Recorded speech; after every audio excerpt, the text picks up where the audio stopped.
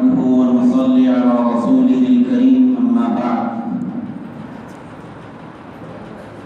قال تبارك وتعالى أعوذ بالله من الشيطان الرجيم بسم الله الرحمن الرحيم الذين يكنزون الذهب والفضة ولا ينفقونها في سبيل الله فبشرهم بعذاب أليم يوم يحمى عليها في نار جهنم فتكوى بها جباههم وجنوبهم وظهورهم هذا ما كنزتم لأنفسكم فذوقوا ما كنتم تكنزون. وقال تعالى أقيموا الصلاة وآتوا الزكاة أو كما قال تعالى.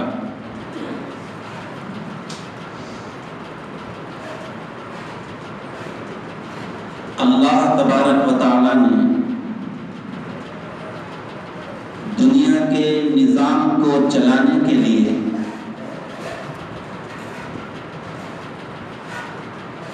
ہر شخص کو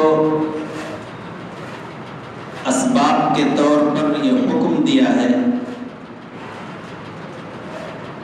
کہ جس مقصد کے لیے اللہ نے دنیا میں انسانوں کو بھیجا وہ مقصد ہے اللہ کی بندگی کرنا.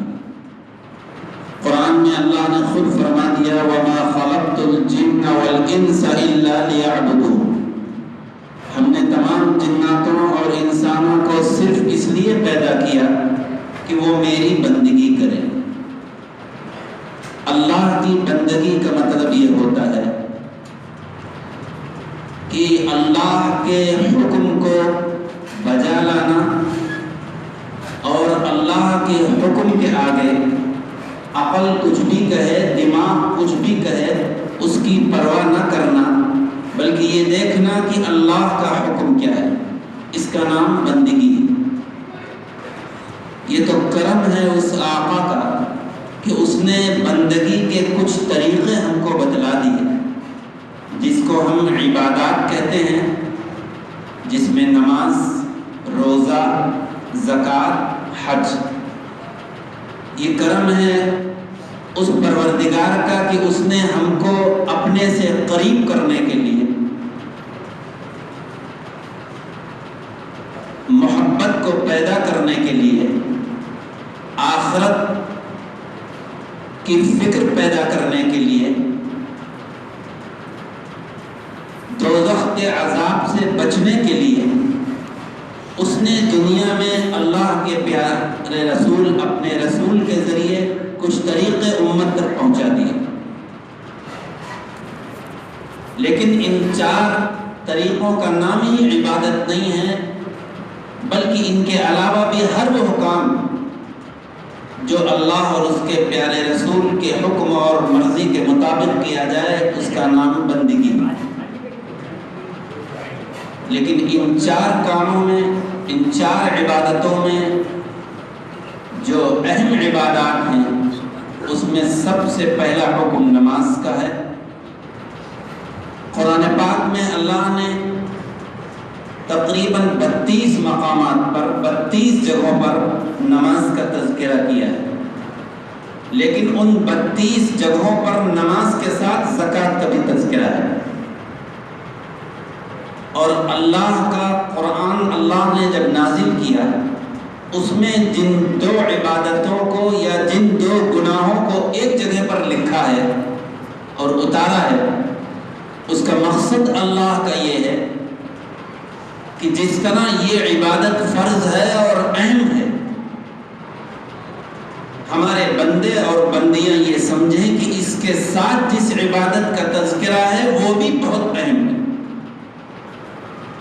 قرآن میں اللہ نے نماز کے ساتھ زکوٰۃ کا تذکرہ فرمایا ہے، اور ایک جگہ نہیں بہت جگہ فرمایا ہے. اقاموا الصلاۃ وآتوا الزکاۃ تعریف کی گئی ہے کہ وہ لوگ جو نماز پڑھتے ہیں اور زکوٰۃ ادا کرتے ہیں. نماز پڑھو اور زکوٰۃ ادا کرو. نماز کے بارے میں ہمیں اور آپ سب جانتے ہیں کہ یہ کتنا اہم فریضہ ہے کہ قیامت میں سب سے پہلے اگر کسی عبادت کے بارے میں باز پرس ہوگی اور پوچھا جائے گا تو وہ نماز ہے۔ یہ عبادت اللہ کو بہت زیادہ پسند ہے۔ حضور اقدس صلی اللہ علیہ وسلم کو اللہ نے یہ عبادت معراج میں تحفے کے طور پر دی تھی۔ الحمدللہ ثم الحمدللہ، پورے سال نہ صحیح لیکن اس مبارک مہینے میں اگر میں یہ کہوں کہ 95% صاحب ایمان بھائی اس عبادت کو کرتے ہیں۔ حالانکہ یہ عبادت صرف رمضان میں فرض نہیں ہے بلکہ پورے سال بعینی ہی ویسے ہی فرض ہے جیسے رمضان میں فرض ہے۔ اور یہ بات میری بالخصوص ہمارا نوجوان طبقہ سن لے کہ یہ نماز کا تعلق صرف رمضان سے نہیں۔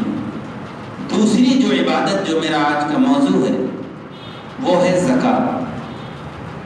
یہ بھی بہت اہم فریضہ ہے اور بہت اہم عبادت ہے، اور اس کے ادا نہ کرنے پر بڑی سخت سے سخت وعیدیں قرآن میں بھی ہیں اور حضور اقدس صلی اللہ علیہ وسلم کی زبان مبارک سے نکلے ہوئے ارشادات بھی۔ یہ موقع نہیں ہے کہ ہم پوری تفصیلات آپ کے سامنے رکھیں، مختصر وقت میں اس عبادت سے متعلق کچھ باتیں عرض کرنی۔ یہ عبادت جس کو زکوٰۃ کہتے ہیں، اس کا لفظی ترجمہ تو ہے پاک کرنا، تطہیر، پاک کرنا، لیکن بدن پر ناپاکی لگی ہو اس کو پاک کرنے کا نام زکوٰۃ نہیں ہے۔ جسم پر، کپڑوں پر ناپاکی ہو اس کے پاک کرنے کا نام زکوٰۃ نہیں ہے۔ اس کا تعلق باطنی اور اندرونی پاکی سے، کہ جس شخص نے یہ عبادت کر لی وہ اللہ کے نزدیک پاک صاف ہو جائے گا، باطنی طور پر اللہ اس کو پسند کرنے لگے گا، اس کے دل کی تطہیر ہو جائے گی، اس کا جو مال بچا ہے اب اس عبادت یعنی زکوٰۃ نکالنے کے بعد وہ مال پاک ہو جائے گا۔ اب وہ مال وہ جہاں چاہے خرچ کرے۔ باہر مختصر یہ عبادت مکی زندگی میں اگرچہ فرض ہو چکی تھی لیکن باقاعدہ اس کا نصاب متعین نہیں ہوا۔ مدنی زندگی میں جب اللہ کے پیارے رسول نے ہجرت کی ہے مکہ مکرمہ سے مدینہ منورہ کی طرف، اس وقت یہ باقاعدہ عبادت سن 2 ہجری میں باقاعدہ فرض ہوئی اور اس کا نصاب بھی متعین کیا۔ یہاں پر ایک بات اور سمجھتے چلیے کہ آپ یہ سوچیں گے کہ آخر اللہ کے پیارے رسول کی امت یعنی ہم ہی لوگوں پر کیوں یہ فرض ہوئی؟ نہیں، اگر آپ تاریخ کا مطالعہ کریں انبیاء کی اور ان کی امتوں کی تو یہ بات سامنے آئے گی کہ ہر امت پر، ہر نبی کی امت پر یہ فرض ہے۔ بس اس وقت طریقہ یہ تھا کہ جو مال اس کی فرض کی ادائیگی ایسے سمجھی جاتی تھی کہ آسمان سے ایک آگ آتی تھی، اگر اس آگ نے جلا دیا مال کو تو سمجھا جاتا تھا کہ اس کی یہ عبادت قبول ہے۔ بہرکیف لیکن امت محمدیہ میں باقاعدہ ایک نصاب طے کیا۔ اب اس سے پہلے چند باتیں سمجھیے۔ اللہ نے دنیا کے نظام کو چلانے کے لیے دنیا کے ہر شخص کی ضروریات کا خیال رکھا۔ جب انسان دنیا میں رہتا ہے، معاشرے میں رہتا ہے تو اس کو کھانے کی بھی ضرورت ہے، پہننے کی بھی ضرورت ہے، کپڑا پہننے کی بھی ضرورت ہے، جوتے چپل پہننے کی بھی ضرورت ہے، دیگر اس کے کھانے کی چیزیں ہیں۔ تو ہر انسان کسی نہ کسی ضرورت کا محتاج ہے۔ بہت غور سے اس نقطے کو سمجھیے گا۔ اب ظاہر ہے دنیا میں کوئی ایسی کانفرنس نہیں ہوئی کہ جس میں یہ طے کیا گیا ہو کہ دنیا کے اتنے پرسنٹیج انسان جو ہیں وہ صرف کرانے کا سامان بیچیں گے، اتنا پرسنٹ جو ہے وہ کپڑا بیچیں گے، اور اتنے پرسنٹ جوتے چپل بیچیں گے، اتنے پرسنٹ جو ہے وہ بساط خانے کا سامان بیچیں گے، اتنے پرسنٹ لوگ کتابیں بیچیں گے۔ یہ کوئی کانفرنس نہیں ہوئی، بلکہ یہ کرم ہے اس آقا کا کہ اس نے ہر جگہ کی مناسبت سے دنیا کے جتنے ملک ہیں، جتنے شہر ہیں، جتنے صوبے ہیں، جتنے گاؤں ہیں، اور ان گاؤں کی جو آبادی ہے وہ چاہے مسلمانوں کی ہو چاہے غیر مسلموں کی ہو، ان آبادی کے تناسب سے انسانوں کے دلوں میں اللہ نے ضروریات ڈالی. کیا ضرورت ڈالی؟ کسی کے دل میں یہ آیا کہ کپڑے کی دکان کرنا چاہیے، اس نے کپڑے کی دکان کر لی. الحمدللہ ہر شہر میں کپڑے کی دکانیں موجود ہیں. کسی کے ذہن پہ نہیں آیا نہیں انسانوں کی زندگی کے لیے جوتے چپل کی بھی تو ضرورت ہے، ننگے پیر لوگ نہیں چلتے، جوتے چپل کی دکانیں ہو گئی. پھر یہ آیا ضرورت کہ انسان کھاتا پیتا ہے، اس کے گھر میں کرانے کے سامان کی بھی ضرورت ہے، چنانچہ کرانے کی بہت سی دکانیں ہو گئی. تو ضروریات زندگی کے لیے اللہ نے انسانوں کے دلوں میں یہ بات ڈالی کہ تمہیں کس قسم کا کام کرنا چاہیے. پھر کچھ انسان ایسے تھے کہ اللہ نے ان کے دل میں یہ ڈالا کہ یہ جو زمین ہم نے بنائی ہے، یہ جو تمہیں آج بالکل سخت معلوم ہوتی ہے، اگر تم اس میں فلاں دانہ ڈالو گے تو فلاں پھل نکلے گا، فلاں دانہ ڈالو گے تو فلاں سبزی اور ترکاری اگے گی. ظاہر ہے یہ سبزیاں اور ترکاریاں یہ بھی تو انسان کے کھانے پینے کی چیزیں ہیں. اس لیے ایک بڑا طبقہ انسانوں کا ایسا ہے جو نہ تجارت کرتا ہے نہ ملازمت کرتا ہے، بلکہ وہ کاشتکاری کرتا ہے اور کھیتی باڑی کرتا ہے. تو اللہ نے ان کے مظاہر ہے کہ اگر وہ یہ نہ کرتا تو آج گیہوں کہاں سے آتا، چاول کہاں سے آتا. یہ دنیا میں جس کا سب سے زیادہ استعمال ہے گیہوں کا، یعنی ان ملکوں میں جہاں نہیں پیدا ہوتا وہاں بھی کھایا جاتا ہے. تو اللہ نے وہ ملک جیسے سعودی عرب ہے جہاں کھجور اور زیتون کے علاوہ کچھ نہیں پیدا ہوتا، لیکن اس ملک میں بھی گیہوں دستیاب ہے، چاول دستیاب ہے، پوری ان دنیا کے ممالک سے آتا ہے، امپورٹ ہوتا ہے، دوسرے ملک والے ایکسپورٹ کرتے ہیں، وہاں پہنچتا ہے. میری گفتگو کا مقصد یہ ہے کہ اللہ نے انسان کی ضرورت کو دیکھتے ہوئے لوگوں کے دلوں میں اس تجارت کرنے کا خیال پیدا ہوا. اب تجارت کے لیے دکانیں تو کھول لی گئی، لیکن ان دکانوں پر گاہک بھیجنے والی ذات کون سی؟ کیا کسی انسان کے اندر یہ طاقت ہے، یہ طریقہ ہے، کوئی ایسی چیز ہے کہ جس سے وہ تمام گاہکوں کو اپنی دکان کی طرف اس کا ذہن منتقل کر دے کہ نہیں خریدنا ہے تو میری ہی دکان سے خریدنا ہے؟ ایسا کچھ نہیں. یہ کرم ہے اس آقا کا کہ اللہ نے انسانوں کے دل میں لوگوں کی ضروریات کو پورا کرنے کے لیے دکانوں کو کھلوایا. اور اب ان دکانوں پر انسان خالی کیوں بیٹھے؟ تو اس کی روزی روٹی کے لیے، اس کے اور اس کے بچوں کی پرورش کے لیے اور حلال طریقے سے کمانے کے لیے گاہکوں کے دل میں یہ بات ڈالی کہ تم ان دکانوں پر جاؤ اور ان دکانوں پر سے خریدو.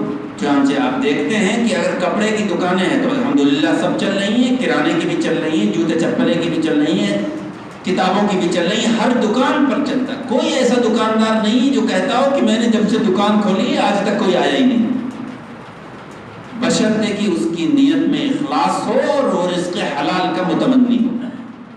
اب یہ ایک گفتگو میری یہاں پر آپ سمجھ گئے کہ یہ جو آج پیسہ ہمارے پاس آ رہا ہے، مال و دولت اللہ نے ہم کو دیا ہے، چاہے تجارت کی وجہ سے دیا ہو، چاہے ملازمت اور سروس کی وجہ سے دیا ہو، چاہے کاشتکاری اور کھیتی باڑی کی وجہ سے دیا ہو، دینے والی ذات کس کی ہے؟ اللہ کی.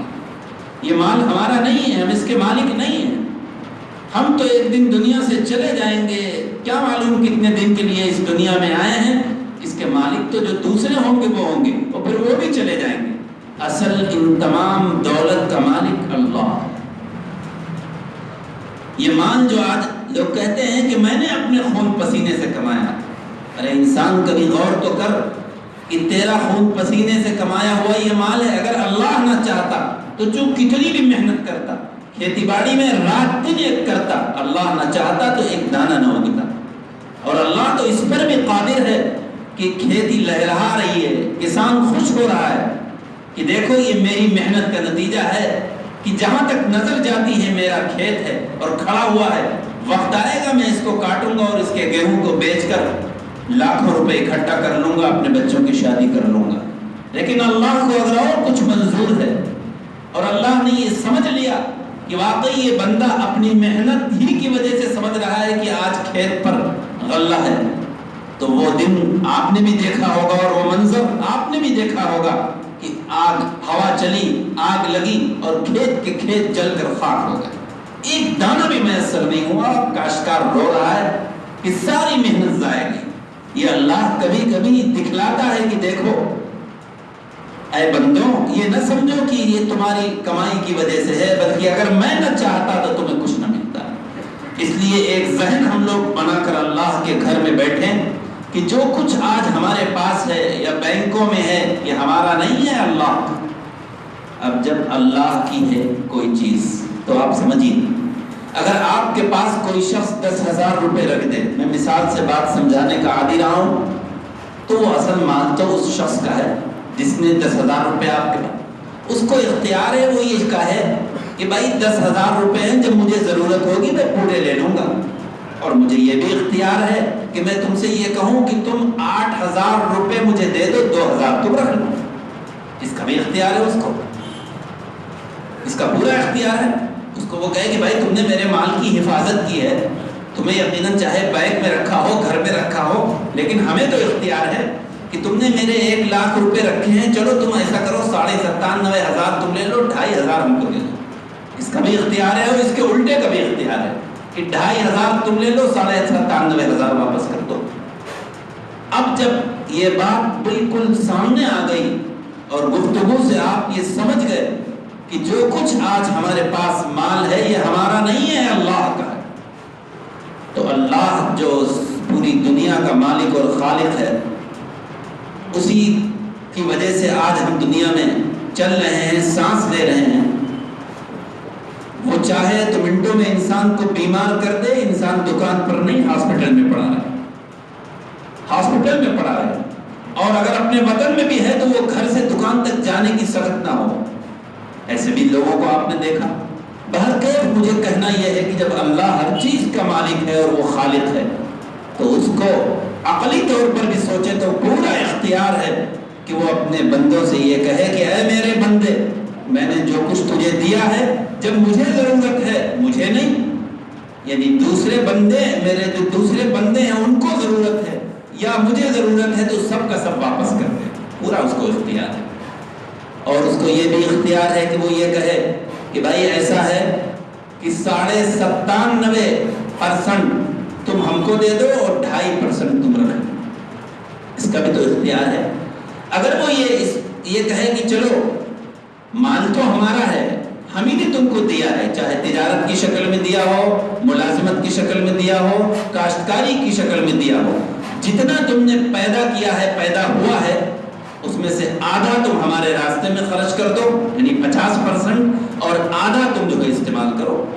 تو ہم کہتے ہیں اگر اللہ یہ بھی کہتا تو ایک بندے کی بندگی کا تقاضا یہ تھا کہ اللہ کے اس حکم کے آگے سر تسلیم خم کر لیتا اور کہہ کہتا کہ اے اللہ تو ہمارے سارے مال کا مالک ہے، تجھے تو تمام اختیارات ہیں، یہ تیرا کرم ہے کہ تو نے ہم سے صرف 50% مانگا ہے اور 50 ہم کو اختیار دیا ہے کہ ہم خرچ کر لیں۔ 1,00,000 ہے تو تو نے یہ کہا کہ 50,000 رکھ لے، یہ تیرا کرم ہے آقا۔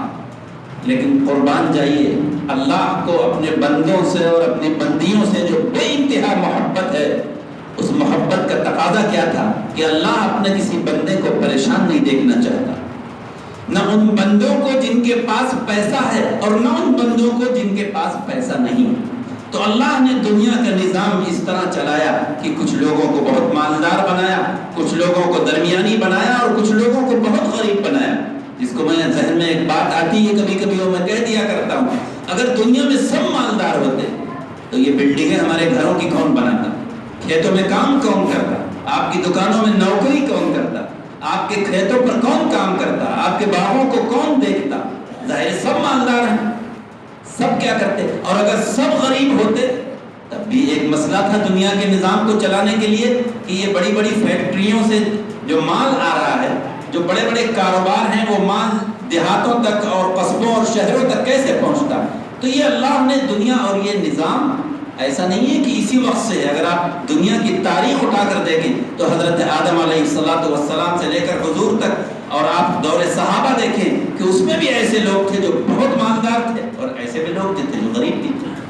تو اللہ نے انسانوں کے اندر مال کے خرچ کرنے کے جذبے کے لیے یہ نظام بنایا کہ جس کے پاس پیسہ ہے اس کے اندر ایثار ہونا چاہیے، اور اس کے ذہن میں یہ آنا چاہیے کہ ہمیں اللہ کے دوسرے بندوں پر خرچ کرنا ہے جو غریب ہے۔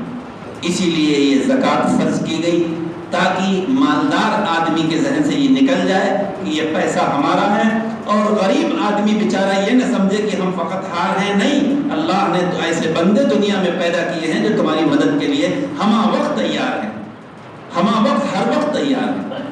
اس لیے یہ زکوٰۃ فرض کی گئی۔ اب اس زکوٰۃ کے سلسلے میں سن لیجیے، آج ذہنوں میں یہ ہے کہ زکوٰۃ مالداروں پر ہے، اور جب لفظ مالدار ہم کہتے ہیں تو ذہن میں یہ آتا ہے مالدار وہ ہے جس کے پاس گھوڑا ہو، گاڑی ہو، اس کا بینک بیلنس خوب ہو، اور وہ گاڑیوں سے سفر کرتا ہو، اعلیٰ مکان ہو، اس کے کھانے پینے کا اور رہن سہن کا جو اسٹیٹس ہے، جو معیار ہے، وہ بھی بڑا اعلیٰ ہو، اور معاشرے میں اس کو لوگ مالدار سمجھتے ہوں، اس پر زکوٰۃ فرض ہے۔ تو اللہ کے گھر میں ایک بات صاف کر دینا چاہتا ہوں زکوٰۃ کے تعلق سے کہ مالدار شریعت میں کس کو کہتے ہیں اور آپ مالدار کس کو سمجھتے ہیں۔ شریعت میں مالدار کی جس پر زکوٰۃ فرض ہے اس کو کہتے ہیں جس کو آج کے دور میں، بلکہ میں آج کی تاریخ میں کہوں کہ آج کی تاریخ میں اس کے پاس 25,000 روپے کے بقدر پیسہ ہو، 25,000 روپے بشکل نقد ہو، 612 گرام 360 کلو گرام چاندی کی قیمت ہے۔ 25,000 روپے بشکل نقد موجود ہو، 25,000 روپے کا یا تو سامان تجارت ہو، یا اس کی بیوی کے پاس 25,000 روپے کا زیور ہو، جس کو آپ دوسرے لفظوں میں سمجھیں کہ اگر 1 تولہ سونا بھی کسی کے پاس ہے اور اس کے ساتھ تھوڑی سی بھی چاندی ہے یا تھوڑا سا بھی نقد ہے تو ایسی عورت صاحب نصاب ہے۔ ایسی عورت زکوٰۃ لے نہیں سکتی، زکوٰۃ لے نہیں سکتی، ایسی عورت کو زکوٰۃ نہیں دی جا سکتی۔ وہ شخص جس کا چھوٹا سا کاروبار ہے، ایک وہ کھوکا لیے بیٹھا ہے، کھوکے میں کتنا مال آتا ہے؟ تھوڑا سا مال آتا ہے، لیکن اس شخص کی جو مال اس کے کھوکے میں ہے وہ مال ہے، لیکن اس کا بینک بیلنس بھی کچھ ہے، سب ملا کر اگر 25,000 روپے بن جاتے ہیں تو وہ شخص صاحب نصاب ہے۔ فقہی اصطلاح میں یا شریعت میں ایسے کو مالدار کہتے ہیں۔ جب ایسا شخص مالدار ہے اور پہلی مرتبہ اگر ایسا شخص مالدار ہوا ہے تو سال گزرنے کے بعد اس کے اوپر زکوٰۃ فرض ہے۔ تو ایک مسئلہ تو یہ سمجھیے کہ مالداروں پر جو زکوٰۃ فرض ہے تو اس کا مقصد یہ ہے۔ پھر ایک غلط فہمی یہ ہے کہ ہر مال پر سال گزرے، مثلا ایک شخص پچھلے رمضان میں صاحب نصاب تھا، اب اس سال رمضان آیا، درمیان میں اس نے بہت کچھ کمایا، بہت کچھ خرچ کیا، اس سے کوئی مطلب نہیں، آخر وقت میں اس کے پاس کتنا ہے یہ دیکھا جائے گا۔ جتنا اس کے پاس ہے، چاہے وہ رمضان سے 2 دن پہلے آیا ہو، 1 دن پہلے آیا ہو، ایسا شخص مالدار سمجھا جائے گا اور اس پر زکوٰۃ ہے۔ تو اصولی طور پر ایک تو چند باتیں یہ سمجھ لیجئے کہ زکوٰۃ کس پر واجب ہے اور کن مالوں پر واجب ہے۔ کس پر واجب ہے؟ جو صاحب نصاب ہو۔ صاحب نصاب کسے کہتے ہیں؟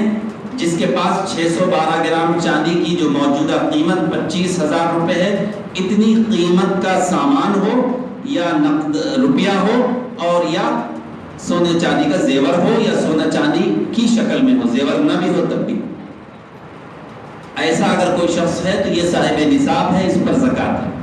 پھر آپ اس کی ذرا سا الگ الگ تفصیل سمجھیے۔ ایک شخص زکوٰۃ نکالنا چاہتا ہے، وہ کیا کرے؟ اس کو مسئلہ نہیں پتا، وہ عالم کے پاس جاتا ہے، تو سن لیجیے، نقد روپیہ اس کے پاس ہو، اس کے پاس نہ ہو، بینک میں ہو، وہ بھی جوڑا جائے گا، یعنی بینک بیلنس لوگوں کے اکاؤنٹ ہیں اس میں ہو، اس کا کسی کے اوپر قرضہ ہو، اور وہ قرض دار جو ہے وہ جانتا ہے کہ قرضہ ہے میرا، یعنی وہ اقرار بھی کرتا ہو، تو وہ روپیہ شمار ہوگا۔ یعنی آپ کے پاس کچھ نقد ہے، کچھ بینک میں ہے، اور کچھ کسی کے اوپر آپ نے قرضہ ہے جو آپ کو ملنا ہے، چاہے وہ تجارتی قرضہ ہو یا آپ نے بطور قرض کسی کو دیا ہو۔ آپ ان تینوں کو جوڑیں، تینوں کو جوڑ کر دیکھیں کتنی رقم بنے۔ یہ نقد کا ہو گیا حساب۔ آئیے تجارتی مال میں، اگر آپ تاجر ہیں، بزنس مین ہیں، تو آپ کی دکان پر جو سامان لگا ہوا ہے، اس کی 3 حالتیں ہیں۔ ایک سامان لگا ہوا ہے تو آپ اس کو بیچتے ہیں ریٹیل میں ریٹیل پرائز الگ ہوتی ہے، ہول سیل پرائز الگ ہوتی ہے۔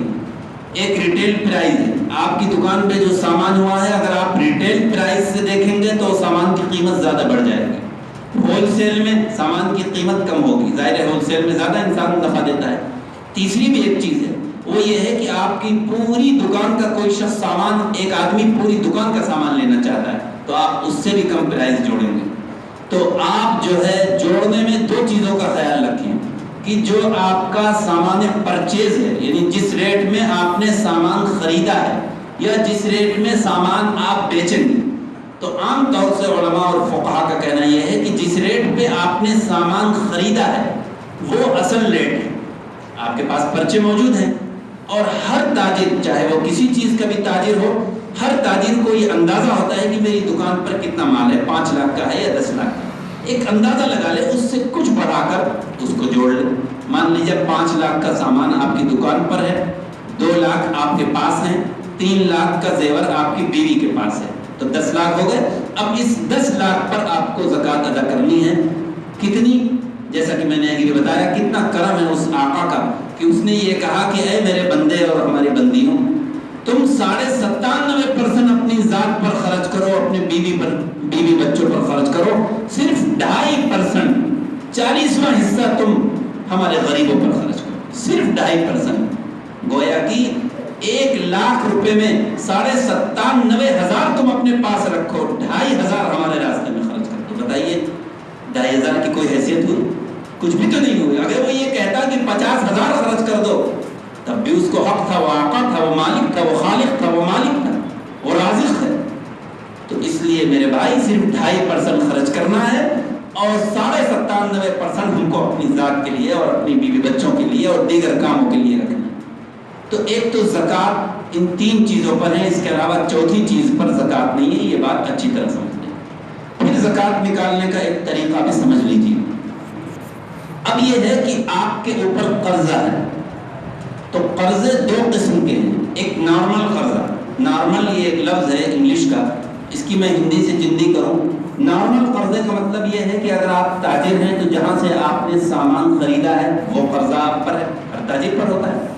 ایک یہ ہے کہ آپ سے بطور قرض کسی نے لیا ہے، وہ آپ نے بطور قرض کسی کو دیا ہے، کسی نے آپ سے لیا ہے، وہ آپ کو واپس کرنا ہے، کسی سے آپ نے 20,000 لیے، کسی سے 10,000 لیے، کسی سے 50,000 لیے، یہ نارمل قرضے کہلاتے ہیں۔ اس کو فقہی اصطلاح میں دین قوی کہتے ہیں۔ خیر وہ فقہی اصطلاح سے مطلب نہیں ہے، آپ کو سمجھانے کے لیے کہ یہ نارمل قرض ہیں۔ ان قرضوں کو دیکھا جائے گا کہ آپ نے جہاں جہاں سے آپ سامان پرچیز کرتے ہیں، خریدتے ہیں، وہ کتنا ہے، اس کو جوڑ لیجیے۔ ہر شخص کے یہاں لیجر موجود ہوتا ہے، پارٹیاں آتی ہیں، اسے پتا ہو ہمیں کتنا دینا ہے، دینداری جو ہے وہ جوڑ لیجیے، وہ دینداری بھی جوڑ لیجیے جو آپ کو تجارت کے طور پر دینا ہے، وہ دینداری بھی جوڑ لیجیے جو پرسنل آپ کو دینا ہے۔ یہ 2 قرضے ہو گئے۔ اب آپ کے پاس 10 لاکھ روپیہ بنتا ہے، لیکن آپ اگر دینداری جوڑتے ہیں تو دینداری میں 5 لاکھ نکل جاتا ہے۔ مان لیجیے 3 لاکھ آپ کو وہاں سے وہاں دینا ہے جہاں آپ نے سامان جہاں سے خریدا ہے، اور 2 لاکھ آپ کو پرسنل لوگوں کو دینا ہے، کسی کو 10,000، کسی تو 5 لاکھ بچا۔ اب 5 لاکھ روپے پر آپ پر زکوٰۃ ہوگی، 10 لاکھ پر زکوٰۃ نہیں ہوگی۔ یہ بہت آسان سا نسخہ ہے سمجھنے کے لیے۔ پھر ایک قرضہ اور ہے جس کو سرکاری قرضہ کہتے ہیں۔ جیسے ایک شخص ہاؤس لون لیتا ہے، مکان کے بنانے کے لیے بینک سے لون لیتا ہے، بینک سے لمٹ بنواتا ہے، جیسے بڑے جو تاجر ہیں، کسی کمپنی کو لانے کے لیے، کسی کمپنی بنانے کے لیے بینک سے لون لیتا ہے، فیکٹری کے لیے، فیکٹری لون، ہاؤس لون۔ تو یہ لون جو بینک سے لیا ہے، اس لون لینے کا مقصد کیا ہے، اس کو بغور سمجھیے اس مسئلے کو۔ اگر لون لیا ہے تجارتی مال کو بڑھانے کے لیے، یعنی ان چیزوں کے لیے جس پر زکوٰۃ ہے، تو اس قرض کو کم کیا جائے گا۔ لیکن اگر لون لیا ہے گاڑی کے لیے تو گاڑی پر زکوٰۃ نہیں، لون لیا ہے پلاٹ کو خریدنے کے لیے تو پلاٹ پر زکوٰۃ نہیں، لون لیا ہے مکان بنانے کے لیے تو مکان پر زکوٰۃ نہیں، لون لیا ہے فیکٹری کی عمارت کو بنانے کے لیے تو فیکٹری پر زکوٰۃ نہیں۔ تو یہ جو قرضہ بینک کا آپ کے اوپر ہے، یہ کم نہیں کیا جائے، میں یہ اس لیے بتلا رہا ہوں کہ اکثر مالدار لوگ تو کسی مالدار پر بلکہ کروڑ پتی پر بھی زکوٰۃ نہیں ہوگی، اگر دیکھا جائے تو وہ مستحق زکوٰۃ ہوگا، وہ یہ کہے گا میری تو 1 کروڑ کی لمٹ ہے، 1 کروڑ کی میں نے فلاں بینک سے لمٹ بنا رکھی ہے، میں نے 50 لاکھ کا لون لے رکھا ہے، 25 لاکھ کا میں نے لون ہاؤس لون لے رکھا ہے، 25 لاکھ کا اپنے بٹے یا اپنی فیکٹری کے لیے لون رکھا ہے، تو سب نکال دے تو وہ تو خود ہی مستحق زکوٰۃ ہو جائے گا۔ اس لیے میرے بھائی میرے عزیز اس مسئلے کو اچھی طرح سمجھیں کہ قرضے صرف 2 نکالے جائیں گے، ایک تجارتی قرضہ اور ایک وہ قرضہ جو کسی سے آپ نے پرسنل طور پر لیا ہے، اس کے علاوہ قرضوں کو منہا نہیں کیا جائے گا، کم نہیں کیا جائے گا۔ بس جب یہ نکال دیں پھر جو بچے اس کو اللہ کے راستے میں خرچ کر دیں، زکوٰۃ ادا کر دیں۔ زکوٰۃ فرض ہے، اس کا ادا کرنا ضروری ہے۔ اب یہ مسئلہ آتا ہے کہ زکوٰۃ کس کو دی جائے، کون زکوٰۃ کے مستحقین ہیں، تو اس کو بھی سمجھ لیجیے۔ وقت بہت کم ہے، اپنی بات کو سمیٹ کر آپ کے سامنے پیش کرنے کی کوشش کر رہا ہوں۔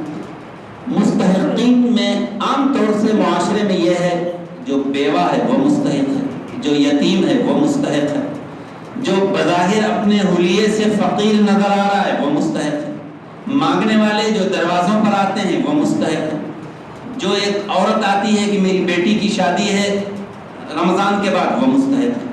تو یاد رکھیے یہ کوئی مستحق نہیں، کسی کا بیوہ ہونا یہ زکوٰۃ کے استحقاق کا سبب نہیں بن سکتا۔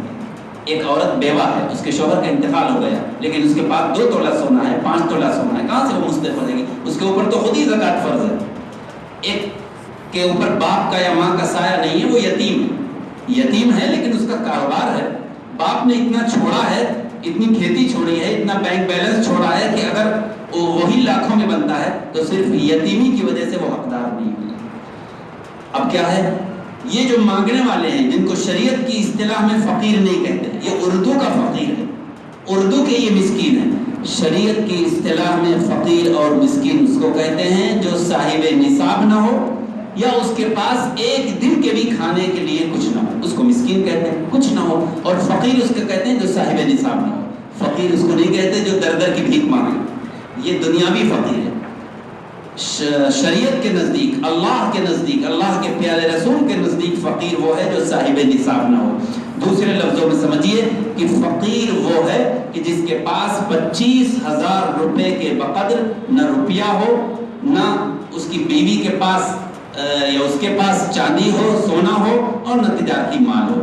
آج کتنی عورتیں جو گھر گھر مانگتی ہیں، آپ ان سے ذرا ایک مرتبہ یہ پوچھ لیجئے کہ تمہارے اور وہ کانوں میں ان کے جو بندے پڑے ہوتے ہیں یا جو نتنی ناک پہ پڑی ہوتی ہے، آپ اسی کی قیمت جوڑ لیجئے تو وہ صاحب نصاب ہے۔ ہاں، اگر ایسے لوگوں کی آپ مدد کرنا چاہتے ہیں تو ضرور کریے، زکوٰۃ سے ہٹ کر کریے، زکوٰۃ کا 1 روپیہ بھی ان کو نہ دیجیے، اس سے ہٹ کر بھی بہت بڑا ثواب ہے۔ آج افسوس سے یہ کہنا پڑتا ہے کہ آج ہم لوگ زکوٰۃ میں ہی سوچتے ہیں کہ کوئی ایسا بہانہ اور ہیلا مل جائے کہ زکوٰۃ نہ ادا کرنا پڑے، تو اس سے ہٹ کر کہاں؟ نہیں، اللہ کے راستے میں خوب خرچ کریے۔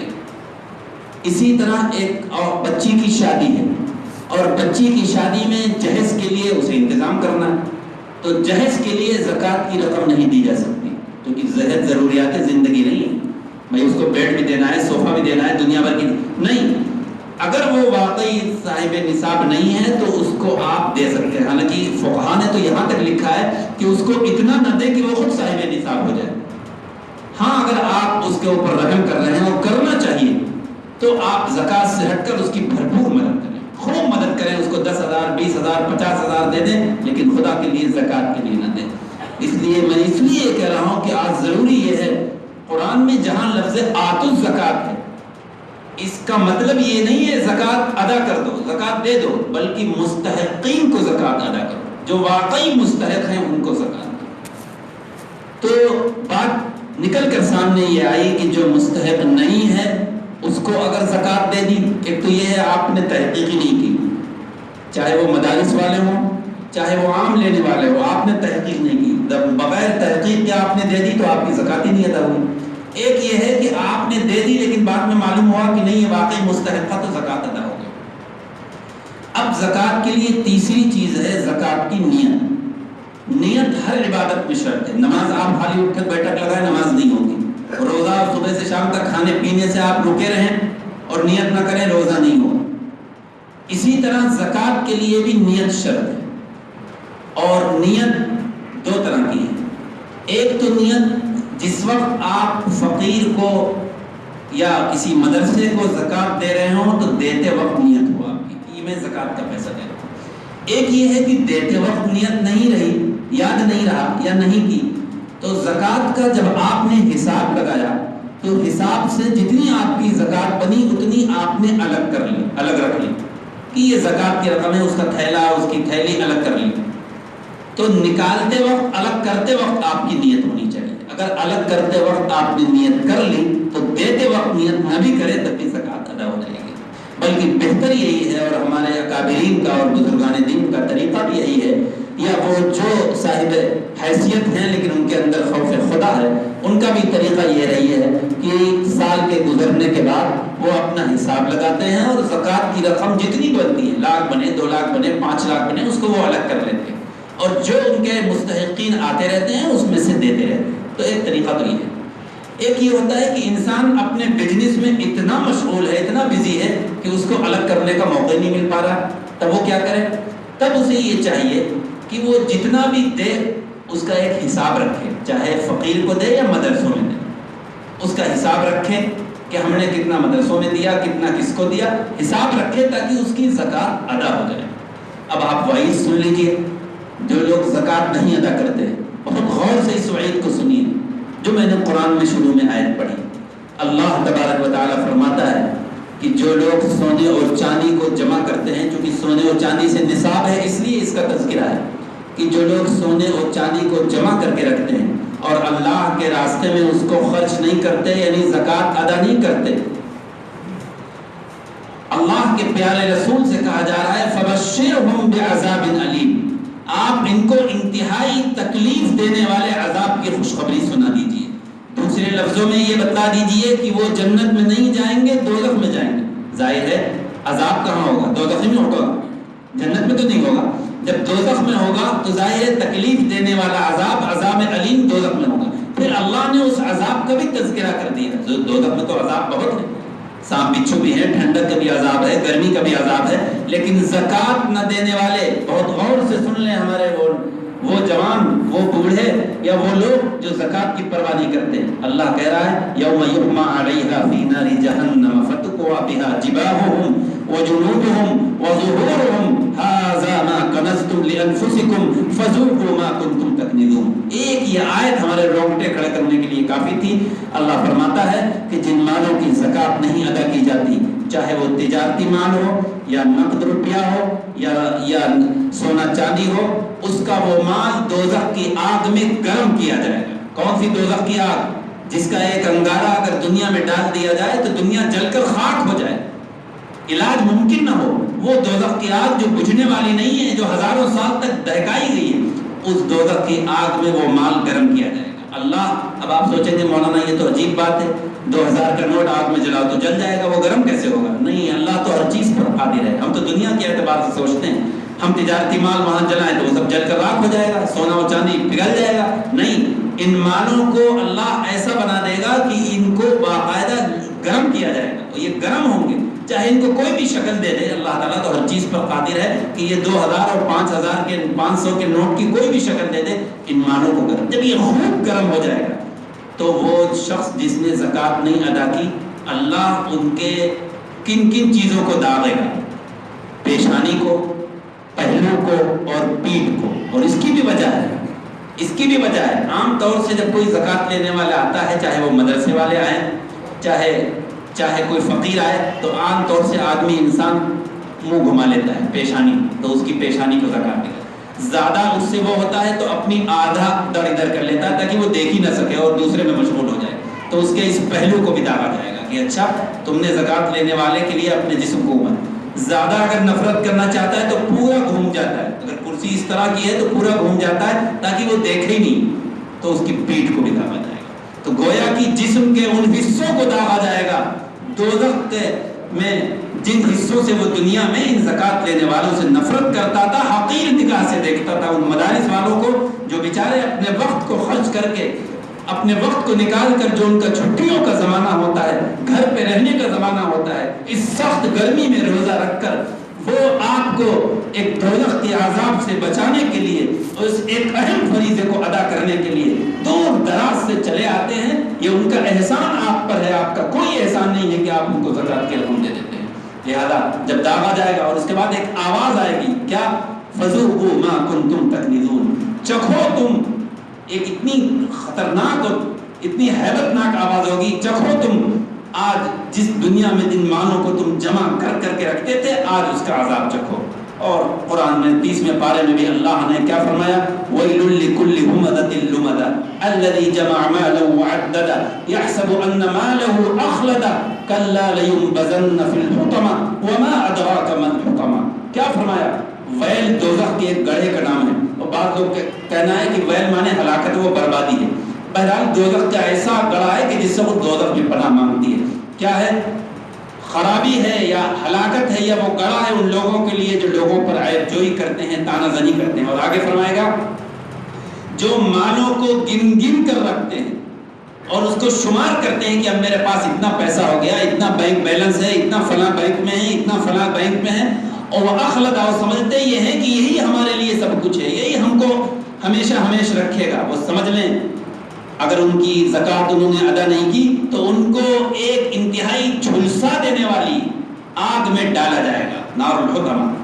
ایسی آگ جو ان کے دلوں تک پہنچے گی, یعنی اس آگ کو بجھانا چاہیں تو نہیں بجھا. اللہ ہم سب کی حفاظت فرمائے. اور ایک موقع پر حضور اقدس صلی اللہ علیہ وسلم نے فرمایا کہ انسان جن مالوں کی زکوٰۃ نہیں ادا کرتا, غور سے سن لیں ہمارے ہر بھائی, جن مالوں کی زکوٰۃ نہیں ادا کرتا, یہ مال اللہ تعالیٰ ایک زہریلا سانپ, 2 منہا زہریلا سانپ بنا دے گا. اقرع ذبیبتان, اس کے 2 منہ ہوں گے, انتہائی زہریلا ہوگا, اور اس کے بعد اس زکوٰۃ نہ ادا کرنے والے کے گلے میں ڈالا جائے گا. اب ظاہر ہے 2 منہ ہوں گے تو وہ سانپ اپنے 2 منہوں سے اس کے جبڑے کو پکڑے گا اور کھینچے گا اور چیخے, اب یہ چیخے گا, چلائے گا, اور اس سانپ سے یہ آواز آئے گی, انا مالک وانا کنزک, میں ہی تمہارا مال ہوں, میں ہی تمہارا خزانہ ہوں. اس وقت کوئی مددگار نہیں ہوگا کہ اس سانپ کو ہٹا لے. نہیں, دنیا میں اگر زکوٰۃ پائی پائی کی ادا کرتا تو نہ یہ توق سانپ کا اس کے گلے میں ڈالا جاتا, نہ دوزخ کے عذاب میں اس کو مبتلا کیا جاتا. لہذا آج اللہ کے گھر سے یہ فیصلہ لے کر اٹھیں کہ ہم نے سابقہ سالوں کی زکوٰۃ نہ ادا کی ہو تو اس کو بھی ادا کریں, اور اس سال کی بھی پائی پائی کی زکوٰۃ ادا کریں. یہ نہ سوچیں کہ مال کم ہو جائے گا, بلکہ یہ سوچیں کہ یہ اللہ کا کرم ہے اپنے بندوں پر کہ اس نے ہم سے یہ کہا ہے کہ 97.5% تم رکھ لو اور 2.5% صرف ہمارے بندوں پر, ہماری بندیوں پر خرچ کر دو. یہ کرم ہے اس آقا کا. بہرحال ہم آج یہ فیصلہ کر کے اٹھیں کہ زکوٰۃ جیسے اہم فریضے سے ہم روگردانی نہیں اختیار کریں گے, ڈھونڈ ڈھونڈ کر لوگوں کو زکوٰۃ دیں گے. اب زکوٰۃ کے سلسلے میں سن لیجئے, علماء نے لکھا ہے کہ سب سے زیادہ حقدار یا تو عزیز و اقارب و رشتہ دار ہیں. رشتہ داروں میں اگر کوئی صاحب نصاب نہیں ہے تو اس کو زکوٰۃ دیں. اس کے 2 فائدے ہیں, ایک تو زکوٰۃ ادا ہوگی, دوسرے صلہ رحمی کا ثواب ملے گا. حالانکہ نام و نمود نہیں ہوگا لیکن صلہ رحمی کا ثواب ملے گا. دوسرے لکھا ہے علماء نے اور فقہاء نے اور ہمارے اکابرین نے کہ مدارس میں, ان مدارس میں جہاں پر رہنے اور کھانے کا خرچ ہے, طلبہ رہتے ہیں اور کھاتے ہیں, ان میں زکوٰۃ دی جائے. وہاں پر بھی 2 اجر ہیں, ایک تو زکوٰۃ ادا ہوگی, دوسرے علم دین کی اشاعت کا ذریعہ بنیں گے. ہمارے پاس وقت نہیں ہے کہ ہم حافظہ کرتے, ہم عالم بنتے. یہ بچے اپنے وقت کو فارغ کر کے وہاں پڑھ رہے ہیں, ان کے والدین ان کو پڑھا رہے ہیں, یہ مہمانان رسول ہیں. اس لیے اگر ان پر زکوٰۃ خرچ کریں گے تو گویا کہ علم دین کو بڑھانے کا اور اس میں مدد کرنے کا ثواب ملے گا. مدارس محمدی میں بھی موجود ہیں, باہر سے بھی لوگ آئے ہیں. دارالعلوم وقف کے جو سفیر ہمیشہ آپ کے یہاں تشریف لاتے تھے وہ بھی آ چکے ہیں. پھر دارالعلوم دیوبند کے سفیر ہو سکتا ہے اگلے جمعے کو آ جائیں یا کسی دن آ جائیں. آپ اپنی زکوٰۃ پائی پائی کی ان مدارس کو اور جو دیگر ضروریات ہیں, لوگ جو غریب ہیں ان پر خرچ کریں. اللہ تبارک و تعالی ہم سب کو اس اہم فریضے کو ادا کرنے کی توفیق نصیب فرمائے, اور ہم سب کو اس کے عذاب کے ڈر سے ہم سب کو پائی پائی کی زکوٰۃ ادا کرنے کی توفیق نصیب فرمائے, اور زکوٰۃ کو مستحقین تک پہنچانے کی توفیق عطا فرمائے. وآخر الدعوانا ان الحمد للہ رب العالمین.